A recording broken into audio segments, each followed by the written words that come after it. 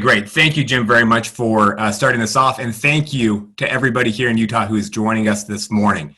I know it's a little bit early at 8:30 a.m. At least we didn't have to worry about commuting time as we joined this meeting today. But we are very grateful to our panelists who are here with us. I'm dialing in from Beijing, where it's 10:30 p.m. Mathew time, Florida, where for Fred, where it's 10:30 a.m., and of course all of us here in Utah. So thank you for being with us today. Before introducing this panel, I thought it'd be helpful just to share a bit of a perspective of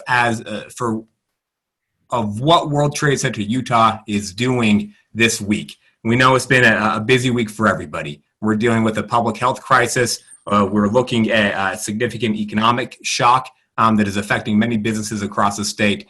And we had earthquakes yesterday and aftershocks. And so it is a week to remember. One thing that we've heard a lot from companies is that they are struggling to find access to good information. They're struggling to understand what is going to come, and there's no question that uncertainty is going through the roof. There's a lot of uncertainty out here in the Utah business community. A lot of companies are trying to understand what's happening now, what do we expect to happen, and what do these changes mean for their business. And so what World Trade Center Utah is doing is we are working with our members and our board members and our partners to identify sources of expertise. We will be holding many webinars over the next 2 weeks. Today's webinar, of course, is the view from China, getting a better understanding of what's happening there, what it means for Utah businesses and what we should do about it. Tomorrow, we're doing a webinar on force majeure and acts of God and contracts. What do all these changes mean for your contracts, whether or not you are trying to enforce a contract with someone you're working with, or whether or not these changes make it very difficult for you to fulfill a contract. These are questions that we are receiving a significant amount of concern about, and so we want to make sure we're able to provide good information. Next week, we will do several more webinars. We're working with Senator Mike Lee to lock in a time to get the view from Washington, and based on the input we receive, we'll go ahead and we'll pull other webinars accordingly. And so please reach out. info@wtcutah.com is where you can let us know what challenges you're facing, what questions you have, what topics would be helpful for your business, and then we'll go to work to find experts to bring you those resources and that information. Very briefly, I just want to highlight a few other things that we can do to help your company as we all go through this challenging time. Just first, let's take a quick step back.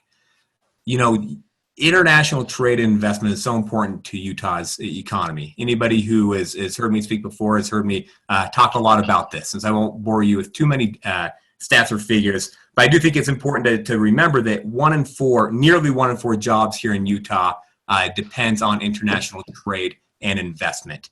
We have 85% of our exporters are small businesses. International sales add $5 billion in revenue for our small businesses, and those small businesses are spread out across 30 different industries. So international trade and investment is very, very important for the state of Utah. Just in the past couple of years, our export growth rate has been the highest in the country, and so it's always been important, but it's becoming increasingly important. Of course, one unique factor of the economic shock we're experiencing because of COVID-19 is that travel and trade is being severely limited. Getting people across the country or across continents, getting goods from Asia here in the United States, supply chains, these are all becoming significantly complicated as the world works hard to flatten the growth curve in cases of COVID-19, which means that this thing that is so important for our economy is also being severely impacted because of COVID-19. And so what we want to make sure that we are doing is that we are ramping up our resources, our programming to help companies as they grapple with these challenges and these difficulties. As many of you know, we have grant programs that are designed to help companies increase their international sales. What we're looking at now is how do we ramp those up so that we can help companies who are working to retain sales, who have problems with their supply chain, with distributors, with partners in other countries. How do we help provide some resources to help these companies so they can solve problems and find solutions to the challenges that they're facing? We also are ramping up our consultation services. We offer free consultations. If you're having a challenge, reach out to us and we can get you with Jim Porter, who's our trade service manager. He can talk through what we're seeing other companies doing, what resources we have to help you, again, find solutions to your problems. Thirdly, we have an incredible global network. As you are looking at challenges in other countries, please reach out if it would be helpful to connect with reach out to us, anybody in those countries, so that we can then help identify who it is that you need to connect with. We can lean on our network to go to work for you to try to find the right people wherever they are in the world, whether it's a manufacturer, a distributor, a supplier, an investor. What does your company need? Let us know, and we'll do everything we can to go out and identify those resources for you. And please go to our website to see a full list of the services that we're providing right now as everybody is grappling with the challenges of COVID-19. And really what we're trying to do as is a business leader, as an organization, is just like the public health officials, and all of us really are working to flatten the growth curve of COVID-19. What we're working hard to do is to flatten the economic dip from COVID-19. And that's an idea that has resonated with me, that Derek Miller, who is chairing the Utah Economic Task Force, shared with us in a meeting yesterday. So without further ado, again, welcome. Thank you to our panelists. We'll go ahead and get this kicked off. First, we're going to hear from Mathew Alderson. He is currently located in Beijing. Mathew is an international transactional lawyer and corporate advisor with a focus on entertainment, technology, and creative industries. Described as a game-changing attorney by Variety magazine, Mathew leads our China office and media and entertainment practice from Beijing. He represents major Hollywood studios and producers on both motion pictures and television projects. Mathew's clientele extends to tech companies, promoters, and event management companies, architectural firms, universities, and publishers. Mathew has had an office in Beijing since 2004, and he moved there in 2009 to participate more directly in the opportunities offered by the city's burgeoning media, entertainment, and creative industries. Mathew served as chair and co-chair of AmCham China's Media and Entertainment Forum from 2010 to 2017, and was a regular contributor to AmCham China's annual China White Paper. Mathew is no longer practicing law in Australia, but he remains on the role of solicitors of the Supreme Court of New South Wales. He works in China as a consultant and enjoys the excitement and challenges of living and working in China's political and cultural center. He was born and grew up in Brisbane, Australia. So Mathew, thank you very much for joining us. I'll kick it over to you. And one last alibi for our listeners. This is our first webinar. Jim has been working hard to get the technology exactly where we want it to be, but please be patient if we have any technological snafus as we work out the kinks and make sure we get this system done very, very smooth. So in future webinars, this is a smooth and easy process for everybody.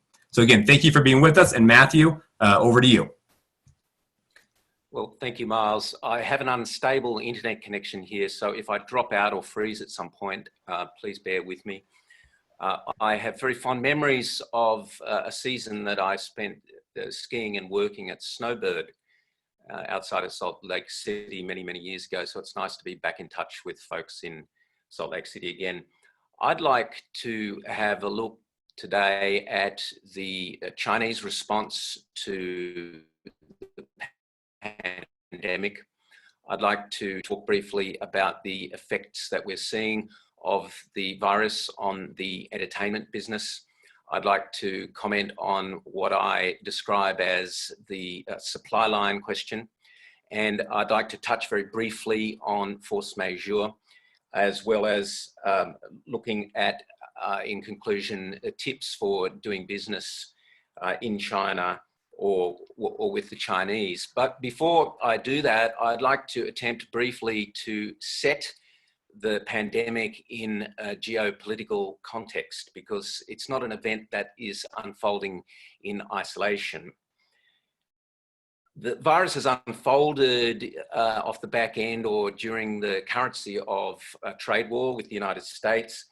That trade war, let's not forget, resulted from some very legitimate concerns that the United States has about intellectual property theft and about economic espionage. And what we are seeing really is a decoupling of the United States and China. And we're seeing a collapse of the Chimerica dream, which had some currency for several years when there was an expectation of greater cooperation across the Pacific. And it seems now that there has been really a complete failure of US policy as to China for going back many, many years, several presidencies, in the sense that there was an expectation that the increase in economic activity and economic rights in China would lead to an increase in civil liberties and engagement in the political process, and that hasn't happened. So we've seen a hardening of communications and a hardening of stances between the two countries. And really, what we're looking at now is a situation where China is attempting to deflect the blame for the coronavirus outbreak, and there are accusations about cover-ups and so on at the initial phase. So in that context, let's then look at the Chinese response. I'm coming at you live from Beijing, where we are now into our third month dealing with this. We've effectively been in quarantine during that time. I, like most other people in China, live in a compound that is a kind of a community of high-rise buildings, which is gated, and it has guards out the front. Ours has a sort of high level of security because we live in a diplomatic compound.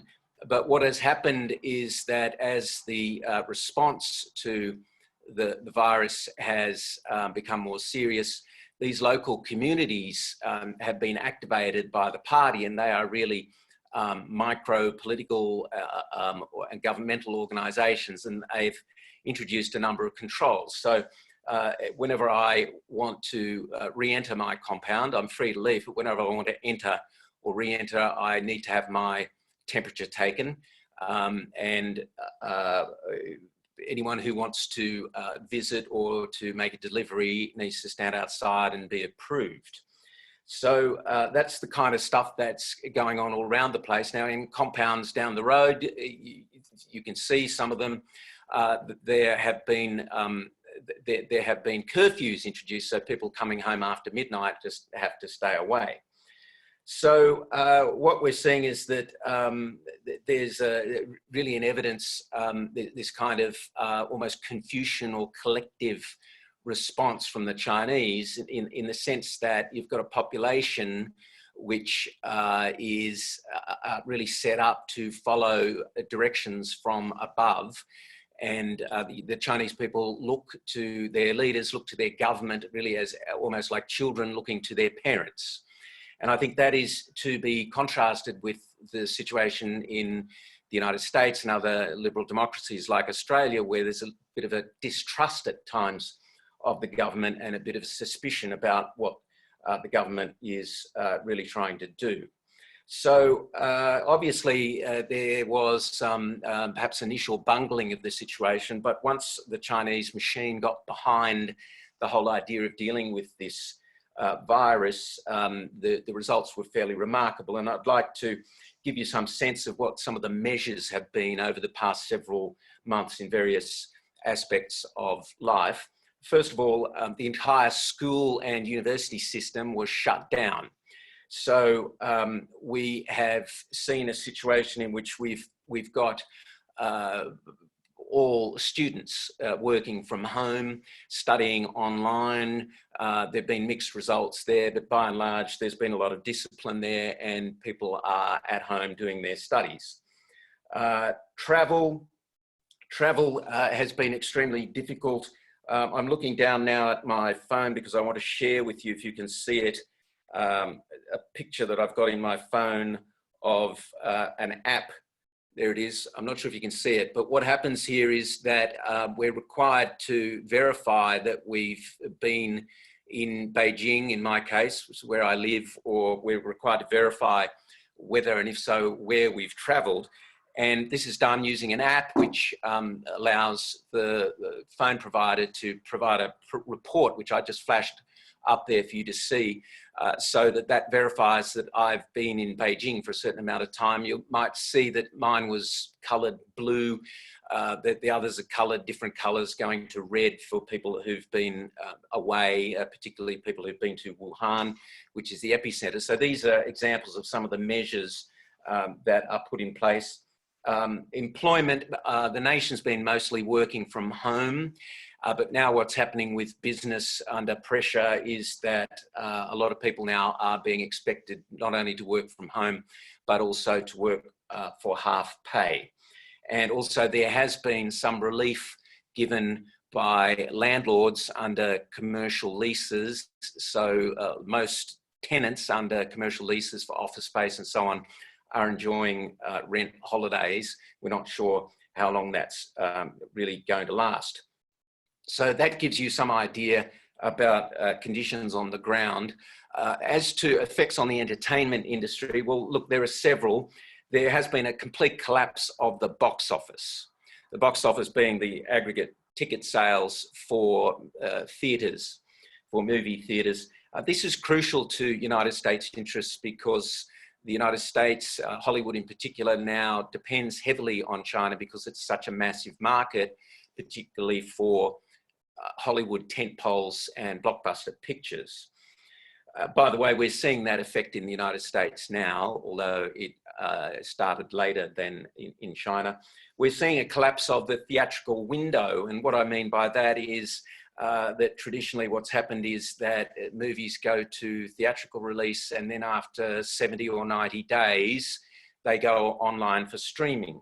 Now what's happening is movies are going direct to streaming. That's happening here in China. It's also started to happen in the United States. We're seeing a complete collapse in production. So production activity has effectively ceased. Again, that started to happen recently in the United States. Now, these things are all unfolding, don't forget, in a context of ever increasing censorship and ever increasing restriction of foreign business activity in China. So conditions here, I think, for the entertainment business are fairly grim. That impacts on the United States because it's become so dependent on the Chinese entertainment business. But I think it's an indication of how things are going to unfold domestically for you in the United States as well. Now, the supply chain question. We do a lot of work with factories and with original equipment manufacturing concerns, and there seem to be two theories now emerging. One says that you need to get out of China. I mean, forget about it, it's just all over. You're not going to be able to get your stuff made. You can't rely on the Chinese supply chain. You've really got to start looking closer to home. You've got to start looking at Mexico, or indeed in the United States itself for manufacturing. On the other side is the Chinese exceptionalism, the view that says that China's supply chain setup is exceptional. I have some sympathy for this view. Anyone who has tried to move their supply chain out of China and into, say, Bangladesh or Vietnam or other places in Asia may have found that it's very, very difficult for these countries to match the maturity of the Chinese supply chain offering. So we're seeing a debate unfolding about that. A lot of commentary on that question on our China Law blog. You might want to have a look at that. I'm in the middle. I'm yet to say, obviously I'm living here, that it's time to get out. I think obviously there are pressures here, but I still think that it's going to be a long time before an entire supply chain can be freed of China, because there are always parts and components that can be made better or cheaper here. We hear a lot about companies talking about the possibility of inspecting, doing live inspections online. I mean, don't be drawn into that. I don't think you can really trust anyone who's showing you what's purporting to go on in a factory using their mobile phone or a setup such as this. We offer a service, by the way, where we have consultants who can go to factories and inspect them and talk to the factory managers. More about that later. Obviously, that's a service, though, that is compromised in the present circumstances. Now, Miles mentioned that you'll be talking, or he'll be talking later, or there'll be seminars about force majeure. I don't propose to dwell on it now, but suffice it to say that force majeure is something that means in French, superior force. In the United States and most other places under international law, force majeure is a doctrine. It is invoked when there's some kind of supervening event which is beyond the control of the parties to a bargain, and this frustrates or prevents performance of a contract. And in many commercial contracts, you'll see a lot of provisions iterating different sorts of force majeure events, strikes, acts of God, floods, and the like. And there is often an attempt to provide that a contract may be suspended during a certain time following a force majeure event. But the idea is that either or both parties are free of their obligations in those circumstances. The difference in China, this is the key thing, is this. The party that invokes a force majeure provision or force majeure principles, usually in our experience the Chinese party, is freed of obligations. But the other party, in our experience usually an American company, is not freed of their obligations. So this curious scenario unfolds where the Chinese, for instance, in the example of a factory, are not required to deliver, but the American company is still required to pay. Dan Harris, in particular, on China Law Blog, has had a lot to say about that recently, so have a look at the blog posts. So what does it all mean in terms of doing business in China? What are the practical steps that you can take if you are dealing with China or thinking of dealing with China? I think there are two things I'd like to say here, and I'll close with these remarks. The first thing you need to do is undertake a review of your commercial contracts with China. The first thing you should be looking at is whether those contracts are actually enforceable in China. Note that generally speaking, when you're dealing with private Chinese companies, unless your contracts are subject to Chinese law and jurisdiction, and unless the Chinese courts are the decision makers in disputes, those agreements, those commercial contracts will be unenforceable. I don't have time to go into that in detail. I'm happy to take questions on it towards the end if we have time. So look at that and seek advice. We do a lot of work in that area. The second thing, of course, is to look at your force majeure exposure and ask yourselves whether it's likely that your Chinese friends are going to invoke force majeure. Now, finally, the important thing is to look at your key relationships. Now, if you are in manufacturing, if you depend on Chinese factories for manufacturing, your most important relationship is not with the agents that you use or with the people that go and do the inspections. It's with the factory manager, the general manager. And what you need to do is to be cultivating friendly relations with that person at the best of times, particularly in times of crisis. You need to be making sure that they understand that you're standing by them shoulder to shoulder. Because if you handle your relationship with them properly, they are going to be less inclined to mess with you by using faulty materials or delivering non-compliant orders. They're going to be less inclined to do those things in your case if you've cultivated the relationship properly.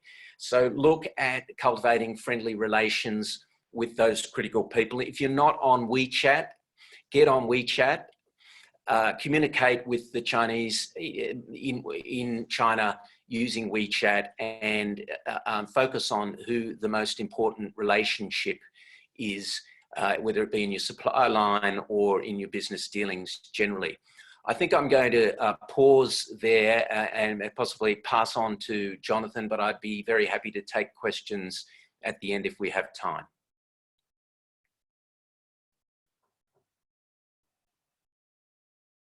Thanks, Matthew. Miles, I didn't know if you were going to try and read bios in between. I'm okay to just jump into my part. Okay, thanks, Jonathan. Why don't you go ahead and jump in, but why don't you give some of your background? You've got an incredible experience, and if you could just go ahead and maybe hit some of the highlights before you jump into your part. Sure, I can do that. And I'm going to try and share my slides now. There is a way, those of you who are tuning in, there's a way to see my slides as well as my face. You'll see my slides as the big, let's see if I can get that. My slides as the big window, and then you'll see my face as a little window. At least I was able to do that a little bit during Matthew's talk. So I'm going to try and do that. And I'm starting my timer, so I give Fred enough time. So my background is I spent 3 years living and working in China, in Hong Kong and Sichuan province. I've spent, that's been the last 20 years or so. In the last 20 years, as I've been a student of Chinese languages, I speak a couple of Chinese dialects, and I like to read Chinese news in Chinese. I don't like to, but I have to read Chinese laws and regulations in Chinese, which is as boring in Chinese as it is in English, as you can imagine. But it does give a very good window into those of you who are second or third language students, you know that it gives you a great window into the culture and the nuances of thought in a country, as well as just getting the context. So I've got a law degree and an MBA, George Washington University, that happily keeps rising in the ranks. So I look back at my time there and I'm glad that I studied the global business environment and global legal environment to set me up for a career in doing business with companies doing business with China. I'm going to, I appreciate Matthew's comments, by the way. Matthew, top notch, appreciate his boots on the ground perspective, and we are in constant communication with our Beijing group, and we rely on them a lot for for a lot of things. So we're very, very glad to have Mathew involved. Now, I am going to spend some time, we'll do some deep dives into a couple of important areas in China for companies that are looking to relocate. As Mathew said, if you are doing business in China, you want to be connected with China. And so I'm going to give some geographic hints as to some good locations that have been good and are on the rise, especially for tech companies. And I will be also discussing a little bit of e-commerce and how that can fit with your China strategy, as well as some employment issues. And I think we're going to go over our time. I don't know when Miles will cut us off, but I'm sure we've got hours more material that we could cover. So we'll try and hit the highlights and definitely field your questions. I'm not going to keep track of the questions now, but I'll check on questions during Fred's presentation, and we'll save some time to talk at the end. So first thing to keep in mind is that China is an export economy. And I'm sorry, I'm going to make sure, since I'm sharing my screen, I'm going to make sure that everyone can see me. I'll let Fred ping me on Slack if you can't see my face. I'm pretty sure you can see me as well as the slides. So China is an export-led economy that needs foreign dollars to survive. And so with China in the states that it's been in for the last 3 months, where it's had to shut off its manufacturing base, and its domestic consumption has been cut down to the essentials, China's really struggling. Its growth rate has slowed to the pace of the US, and the US is a mature economy, so we don't worry as much about US growth rate as a country like China that goes from 8 or 9% GDP growth year over year to 2 or 3%. That's a big deal for China and China's leadership. So China needs to continue to export. China, as I said here at the bottom of my slide, China has to be open for business because it cannot stay closed for business any longer. Li Keqiang, who is the premier of China's State Council, he's the #2 in the government behind Chairman Xi Jinping, recently said, the more difficult it is, the more we must intensify reform and opening up, and the more we will intensify reform and opening up, the more effectively we can stabilize foreign trade and foreign investment. So if your question is, what is China's commitment to global trade, global environment? We have the ongoing trade war. We have the fallout from COVID-19. What is China going to do? The answer is China is going to keep producing as much as it can for the world, and China is going to keep increasing its domestic consumption. So that bodes well for importers and exporters, whether you are trying to get goods from China or whether you are trying to sell goods into China. I know in Utah we have both. And I am based in, I forgot in my bio, Miles, to mention that I am spending most of my time in Salt Lake these days. So I was with all of you yesterday morning. I was woken out of my sleep with the earthquake tremors. So I am local. I spend my time between Salt Lake and Seattle. And we're looking at opening up an office here in Utah this year. So I have a presence here and happy to sit down and go out to lunch with anybody who wants to do that. Now, China's got a new foreign investment law. So besides this desire for China to continue to reform, they're actually taking steps to do that. China's new foreign investment law came effective January 1st. The tricky thing with Chinese laws is that the rub is in the enforcement. So China, since it joined the WTO in early 2000s, has continued to open up to pass new laws, intellectual property protection, company laws, and these laws are on the books and regulations are on the books. Often the laws are written broadly, vaguely, regulations as well, and so companies looking for certainty often can't get a lot of certainty, and the same is true with the new foreign investment law. In theory, there is no such thing as a foreign company anymore in China as of January 1st.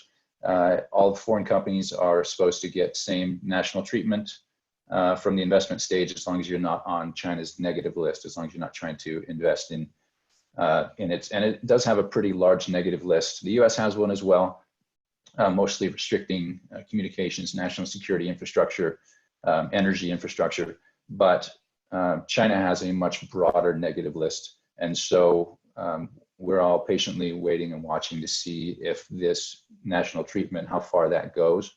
And based on China's track record, we're not super optimistic about that, but we're all waiting, and we know that the continued pressure campaign on China to open up and to do business with the US especially is going to force China to keep making improvements. That's the glass half full scenario. Now I want to keep in track of my time. Now I've got to get my slide moving. Let's see. There we go. Now in China, you know that geography matters. And if you haven't been to China, it's hard to explain the staggering scope. Most of the development is along the eastern southern corridor of China. And once you get to the, the western half of China where the big star is, doesn't really exist. Right, that's where all the problems are. And so when we talk about Western China, when you read that in Chinese media and Chinese regulations, we're talking about kind of where those three stars cut off. So that's really the China we're talking about, and the Western half is where a lot of the problems are. I spent my time in Sichuan province when I was learning Mandarin about 15 years ago. And that is kind of in between, kind of straight south from that second star and the three stars on the Chinese flag there. So that's considered Western China, which I think is kind of, it's a little bit laughable for me since I'm from the Midwest. I grew up in Wisconsin. And so for me, that looks like China's Midwest, but generally it's referred to in Chinese parlance as the West. And so I'm going to talk about two different cities in that Western province. But first I do want to look at the economic development corridor that is in an area called Hangzhou. I'm going to switch over and show you the map here. Hangzhou, if you can see top right to get oriented, top right is Shanghai, and then in the center of the map is Hangzhou. Hangzhou is considered a tier 2 city in China, which means it's got something north of 25 million people. So it's just a blip on the map as far as China goes. The theme here, as I'm discussing Hangzhou, and then I'll move western into Chongqing and Sichuan province, is that if you are in China, and Mathew had mentioned this, if you are in China for China, if you're employing Chinese people, if you are a good employer, if you're contributing to the economy, then you are much less likely to get ripped off than your counterparts who never go to China, who never engage with China, who don't have any relationships, and who don't understand the culture, speak the language. There's a lot to be said for that, because China is so far away from the US, and the maxim that Westerners just speak English and want everyone else to speak English, that runs true in China. So if you can bring a Chinese presence to your operations, that is always a plus.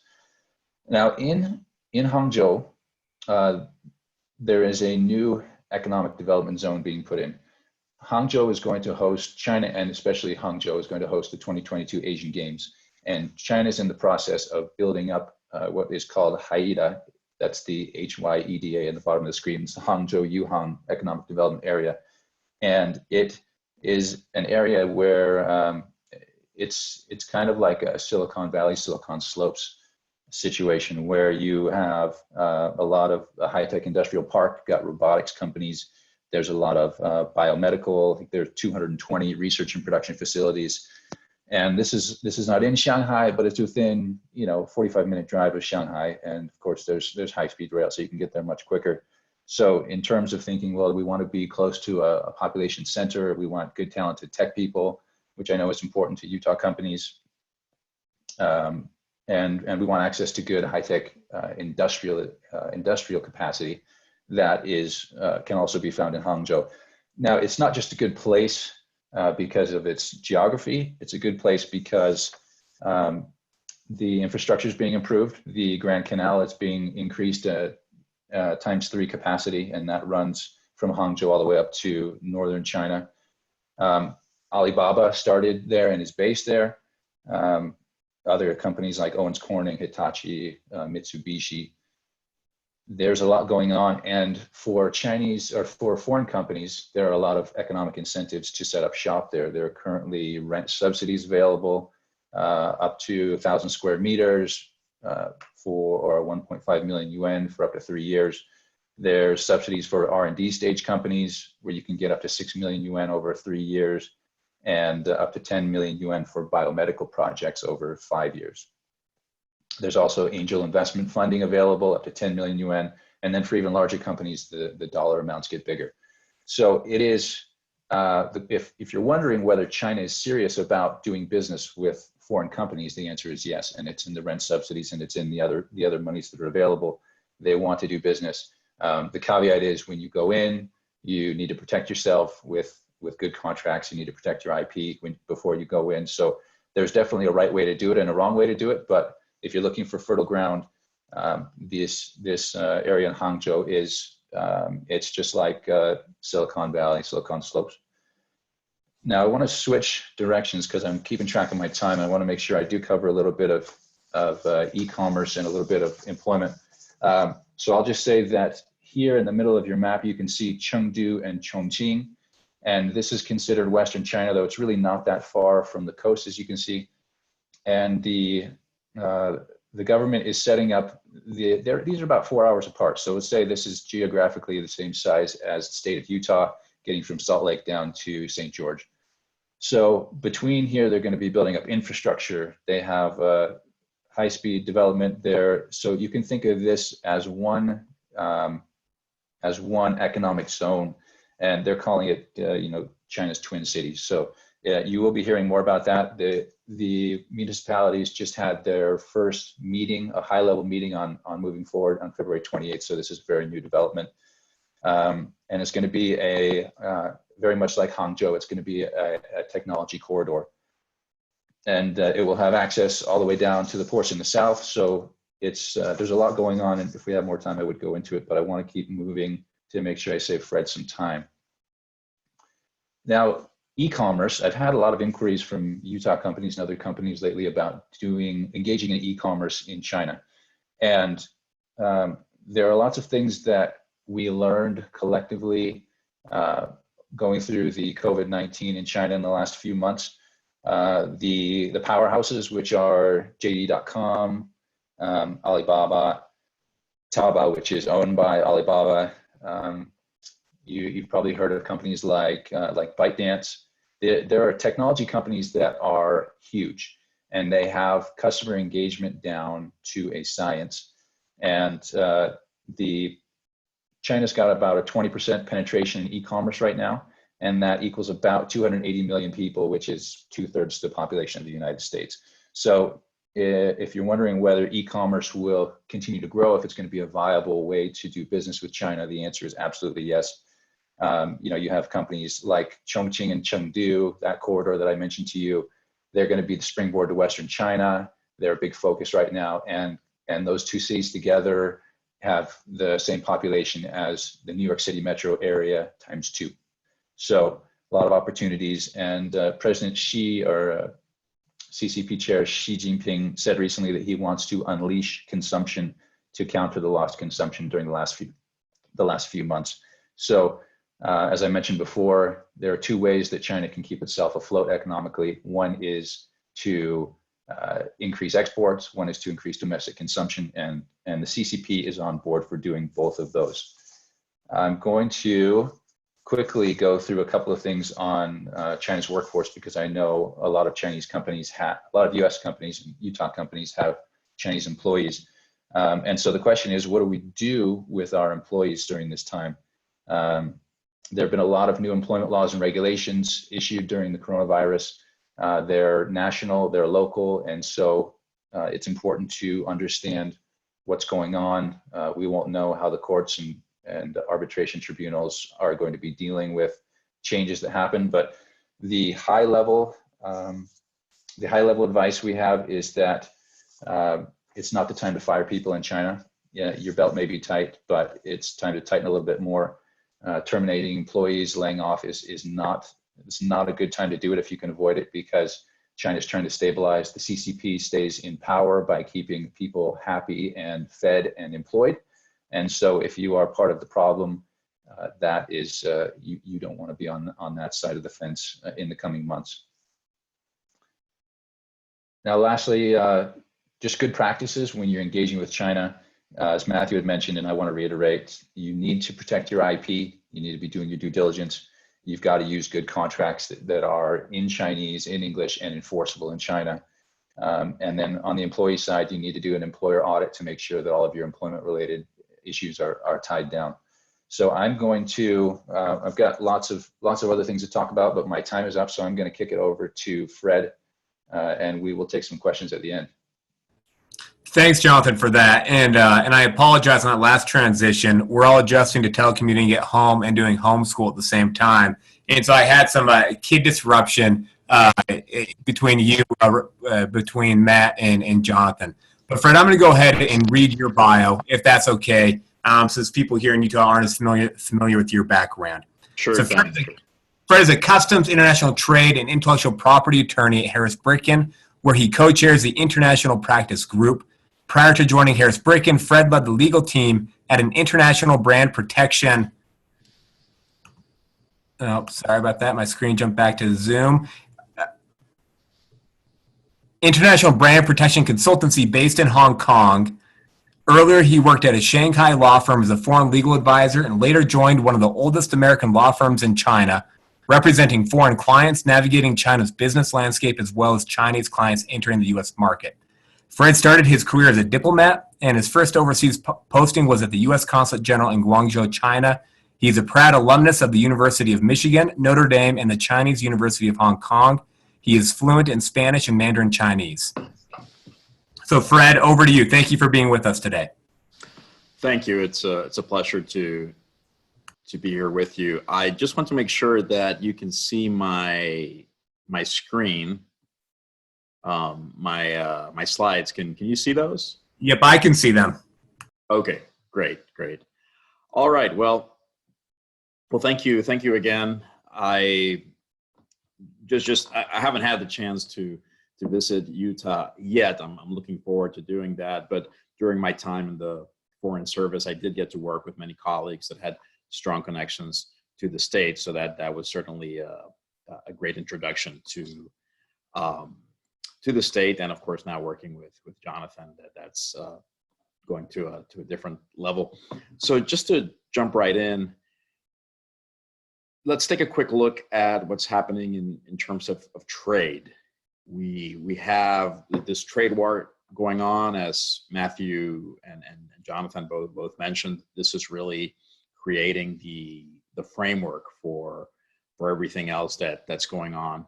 Just a quick recap. So I'm sure a lot of you have heard about the tariffs. Some people call them the Trump tariffs, and there's a couple of different kinds, but the most notorious, if you will, the ones that are capturing people's attention more, are the Section 301 tariffs, which apply to a very wide segment of Chinese-made products. Those tariffs were implemented in lists or groups or tranches, and the last of those has now been suspended, so that provided some relief to American importers and of course to the Chinese exporters who make these products. The process by which American importers and manufacturers can request exclusions from the tariffs has been a very opaque process. We are sifting through all the information that we are getting. However, it's very hard to come up with any, or to discern any actual trends in the way that these exclusions have been granted. There is evidence to suggest, though, that there are considerations being made to products that have a bearing on our response to the coronavirus crisis. So things like alcohol wipes and surgical gloves and things of that sort. There are signs that these exclusion requests are being fast-tracked. Some of the requests have been granted, and the U.S. Trade Representative, which is the agency tasked with this process, they're looking on a rolling basis at extending some of the tariff exclusion requests that have been granted. So looking ahead, a couple of things to keep an eye on. As again, some of you will know, the U.S. and China entered into what is known as the Phase 1 deal, basically entering into a kind of truce in the trade war. There is concern now over whether China will be able to meet its obligations under the Phase 1 deal, more specifically the commitment made to purchase large amounts of U.S. products, especially agricultural goods. It is possible that the current crisis will make it, will create a more suitable environment for a possible suspension of those duties until the Chinese economy can bounce back. The same is true of our trade relations with Europe. In the past few months, there has been a lot of noise about ratcheting up the other trade war, if you will, that we have going on with Europe, which is obviously being fought with lesser intensity than the one with China. However, as some of you might have heard in press reports, there is talk of imposing tariffs on European products, including, in some cases, tariffs of up to 100%. So perhaps, again, the current situation will lead to a truce and a possible relegation of these issues to a later date. Let's keep an eye on Brexit as well. After much wrangling and heartache for Brits, finally things seemed to be finally getting on track. Now we'll have to see. I mean, whether the appetite will be there at the end of this crisis to pursue a sort of expedited divorce between the UK and the rest of Europe. The crisis again might lead. I can certainly see a scenario where the transition period that is currently undergoing might be extended for another year, perhaps even longer. One concrete impact that this crisis is having on trade matters is the fact that it's making it difficult and in some cases impossible for foreign parties that are engaged in U.S. trade actions to respond appropriately. So, for example, in the case of anti-dumping, and countervailing duty actions that have been brought against foreign producers, foreign products, in some cases, those producers are simply in no position to respond. I mean, think, for example, of an Italian aluminum manufacturer at this very moment. Their attention is just not going to be on these U.S. trade actions, even to the extent that their legal system that their legal department is operating. They have their plate full with labor issues and other matters.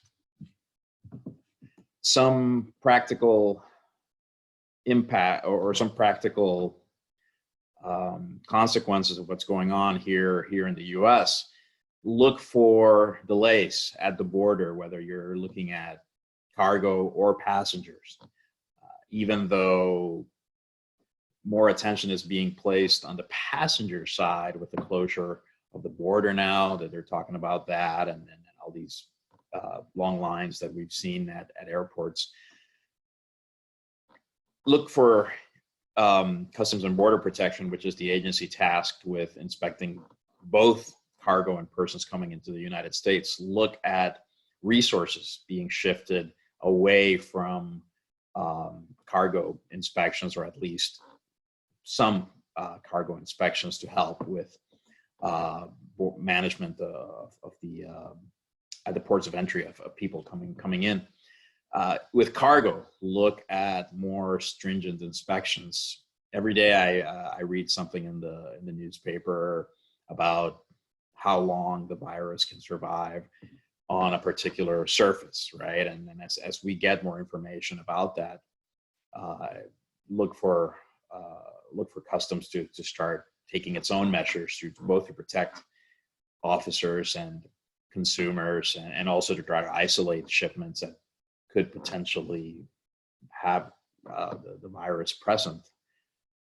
One more thing, look possibly at a government shutdown of some sort. It might look a little bit different than the ones we've seen over budgetary reasons, but any kind of government shutdown or even scaling back of activity has an impact on how quickly goods are shipped into the U.S., how quickly authorizations are given, et cetera. On the immigration side, looking at the passenger side, again, you have now, on top of all of the other controls that are in place at our borders, you now have Customs and Border Protection looking specifically at this issue of this public health issue. So it will be interesting to see what interplay, if any, there is between their traditional concerns with overstays and public charges and public health, for that matter, and this particular crisis. Petitions, interviews, approvals, all of that will be delayed. I mean, even in the absence of formal declarations by departments, and even in the absence of specific policies, you can just expect that there's going to be that slowdown. I have, having worked in the government, I know firsthand that it's generally, most departments are ill-equipped to shift to a work from home model. And my expectation is that even to the extent that they manage to start getting online, there will be delays. One key issue to look for, especially if you have foreign employees, with the different restrictions that are in place, both here in the US and elsewhere, you might have situations where employees who or other foreign visitors who are here on temporary visas might have difficulties leaving before their they might not be able to leave before their visa expires. Common sense would dictate that allowances will be made in these cases, but at the same time, common sense is sometimes in short supply at the relevant department. So if you have both either in your company or your family or in your community people who might be affected by this, it's important to start looking at this issue as soon as possible. So now shifting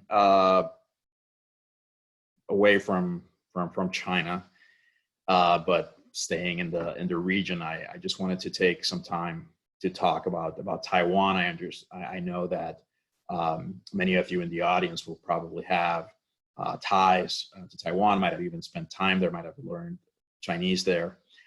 It has been a huge year for Taiwan, and by that I mean not just 2020, but the last 12 months.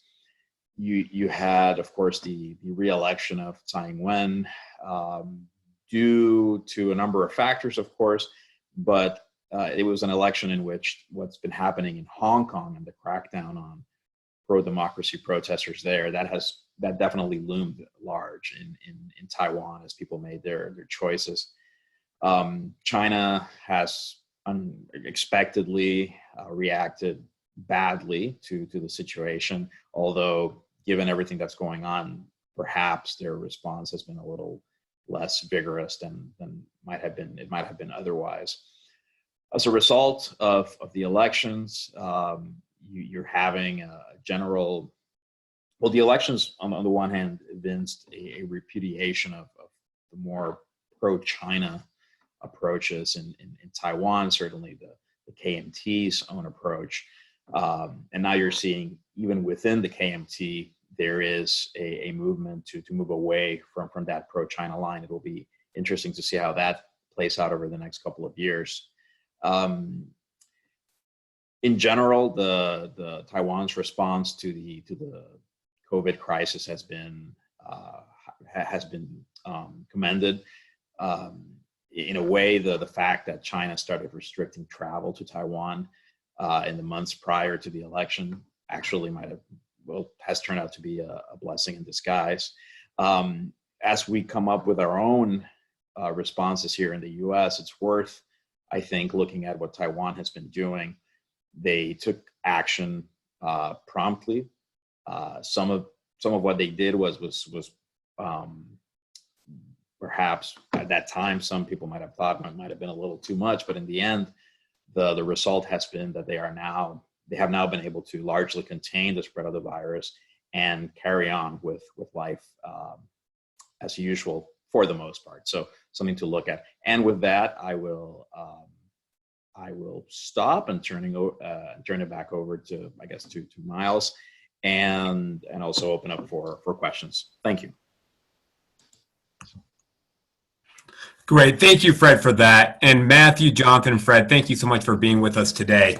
At this point, we are working through how we can do live questions, but we haven't figured that out yet. We do have the chat box over on the right side of the screen. And so if somebody has a question, they can go ahead and type that in there. Let's see, Jim, if you're on as well, if you've seen any questions come in, why don't you go ahead and read those. If we don't have time to do questions now or the ability to do that, then we can take questions through our email address or comments. We'll get these to the panelists, and then after the fact, you can go ahead and get a response to your questions. So, Jim, do we have a way to take some questions now? The question that's been submitted, do most U.S. exporters use letters of credit when selling to Chinese buyers? Are there other ways to avoid non-payment?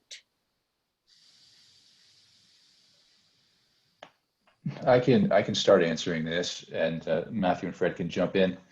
I think that letters of credit are the ideal way to do business, right? If you're a buyer, so this is Kevin's asking the context of a U.S. seller to a Chinese buyer. getting an LC in place in your contract is the ideal way to do business, because you have largely mitigated your risk. But in order to do that, your buyer has to be creditworthy. The bank they're dealing with has to be creditworthy, and you're going to be to your benefit if you can have it in place in the banks. It's really a big ask when you're doing business with China, even in 2020. So alternative ways to deal with this to be more secure if you're a U.S. Seller is you've got to figure out where you're going to be suing, or where you're going to have the threat of suing them. So if you have a basis to have the contract governed by U.S. law and your counterpart has assets in the U.S., that is going to be the ideal way to secure your payment.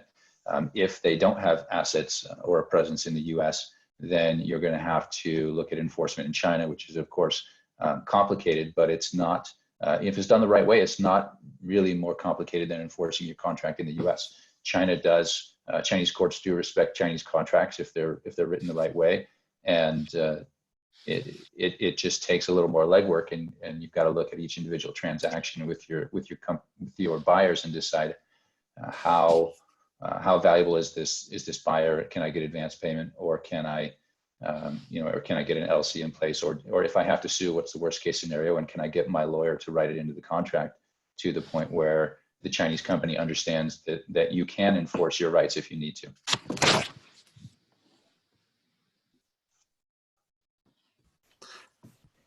That's great. Thank you, Jonathan. It looks like we have another question that came in. Are you seeing movement of companies to Taiwan or returning from their mainland operations? What are the risks?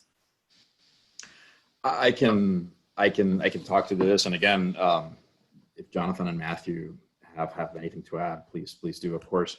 Yes, certainly there has been at least talk of returning to Taiwan, and in fact, some companies have started taking steps in this direction. Again, it's important to keep in mind that we're not looking at one factor. Obviously, here in the U.S., we're very focused on the trade war, and we think that that's a big driver for movement away from China. But there are other factors that have been in play. One thing that I like to point out when talking about Taiwan is that the Taiwanese companies have been setting up operations elsewhere in the region for quite some time now. They're very good. I would say, frankly, they're some of the best at working in environments like Vietnam, Cambodia, the Philippines. So they've been looking at diversifying their operations from some time. They've obviously been mindful of national security considerations, perhaps even earlier than we started looking at that very seriously. So yes, you are seeing Taiwanese companies looking at ways of shifting away from China. In some cases, that return to Taiwan, what it really means is a shift to Southeast Asia in practice, even though it might not be necessarily portrayed in those terms. But given the fact that Taiwan is a very densely populated country and they do have pretty strict environmental law, so that's just the way it's going to be in many cases. But yes, certainly to answer to sum up, yes, there's definitely a lot of movement of Taiwanese companies out of China. Great. Thanks, Fred. Here we got another question. Any input on food inflation in the mainland and a risk of social instability at the current time? Is rising levels of nationalism a concern as well? I'll take that one. I'm not seeing much in the way of food inflation. There's been, gradual food inflation over the past several years. Pork prices are always a good index in China. Certainly the virus, insofar as the impact is evident in Beijing, has had very little effect on food prices. I'm also not seeing any indication of any social instability, and I would say in that regard that this is the prevailing concern of the party, and what drives many of its efforts, including those in connection with the prevention and treatment of disease. Rising levels of nationalism, I'm not really seeing anything particularly related to the virus. Of course, rising levels of nationalism anywhere are a matter of concern, but I'm not seeing anything out of the ordinary. Great, thank you. And let's do one last question. If a company in China copies my IP, is there anything I can do about it if I'm an SME? Can I block their exports from entering the United States? I can speak to this. First of all, in general terms, the answer is actually yes. You can both set up controls here at the U.S. border by working with Customs and Border Protection, and you can also set up controls in China by working together with China Customs. The key there is that the IP in question basically has to be registered, and that's especially the case in China, where